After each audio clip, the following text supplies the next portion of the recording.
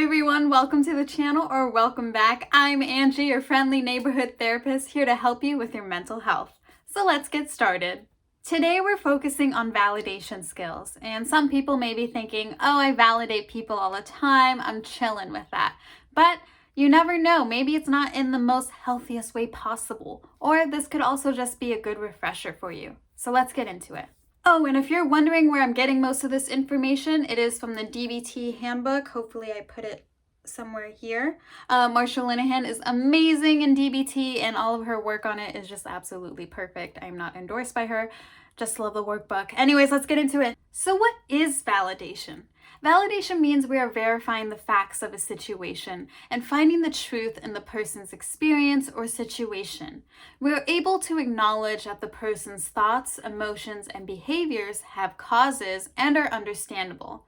Now, we're not agreeing with the other person and we're not validating what is invalid. We are understanding where the other person is coming from. So why do we validate? It improves our relationship by showing we are listening and understanding to the other person. We are not being judgmental, and we are able to see the facts or truth of a situation. Validation also improves how we relate to each other by reducing the pressure to prove who is right, negative reactivity, and anger. It opens up problem solving, closeness, and support. And invalidation hurts. It hoits. So what exactly do we validate? The valid, and only the valid. We are verifying and reinforcing the emotions, the experiences, the thoughts, the words, or the actions. We are validating the facts of the situation, a person's experiences, emotions, feelings, beliefs, opinions, or thoughts about anything. And we validate suffering and difficulties, no matter how trivial or first world they may be. So again, we're not agreeing with the other person, we are just understanding where they're coming from. So I understand why you may think like that. I can only imagine what you've gone through. Is there anything I can do for you in this moment in time? So now we're learning how to validate others. And the first step is to pay attention. And I know that seems pretty obvious, but we want to look interested, listen, and observe. We are treating the person as to what they say is relevant and meaningful. We are communicating to them that in that moment, they are visible, they are seen, and they are important to us. And we need to be mindful of our own nonverbal reactions, such as eye rolling or walking away, so that way we don't invalidate the other person. Then we reflect back without judgment. This is what you say back, what you heard or observed, to really understand what the person is saying. There's no judgmental language or tone of voice. Remember, we're really trying to get what the person is thinking or feeling. And we want to have an open mind. We don't want to disagree, criticize, or try to change the other person's mind or goals. Remember, we can't control other people, and people are going to make their own decisions. What we can do is use a tone of voice that allows the other person to correct us. So for example, you feel hurt because you truly believe that this person hates you. Is that right? Next is read minds.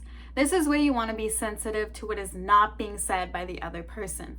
We pay attention to the facial expressions, the body language, what is happening, and what you know about the person already. You want to show that you understand through your words or your actions. And again, we want to be open to correction. So for example, it's been a long day at work, you ask your friend for a ride home, their shoulders slumped down, they're looking kind of tired, and you can say to them, hey, you know what? You look tired, let me go ask somebody else. Now, if you've seen my other video on cognitive distortions, there is a similar term in there called mind reading. So I just want to set the distinction straight so that way we're not all confused. Mind reading in terms of cognitive distortions is based on how you believe the person perceives you. So in that same situation, you ask the person for a ride home, they don't really give you an answer, they slump down, blah, blah, blah. You automatically think they hate me, they don't want to be around me, they don't care about me, and stuff like that. This one's more focused on the nonverbal communication that the other person is showing you. So you're able to perceive that and understand that. Getting back on track, we want to communicate an understanding of the causes. We want to see how the other person feels, is thinking, or if they make sense given the person's history, state of mind or body, or current events. Even if we don't approve of the person's behavior or their beliefs are incorrect, we want to communicate to the other person that their behaviors are understandable in light of previous events or circumstances. So what you could say is, it makes sense that you blank because blank. And here's an example. Say that somebody got mugged in an alleyway at night. During the day, they start walking down, they see an alleyway, they become anxious, they become dysregulated. What you can say is, it makes sense that you feel anxious because you have been mugged in an alleyway. Next, we acknowledge the valid.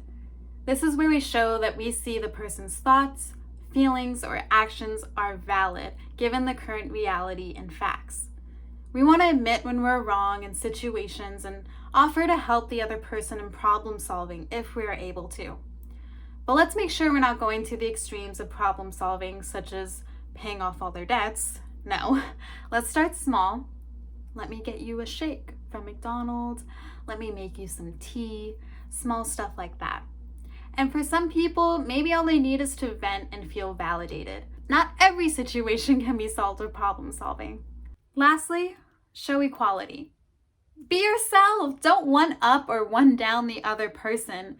Treat the other as an equal, not someone who's fragile or incompetent. Be willing to admit mistakes. If someone introduces themselves with their first name, introduce yourself with your first name. Ask others for their opinions and let go of defensiveness.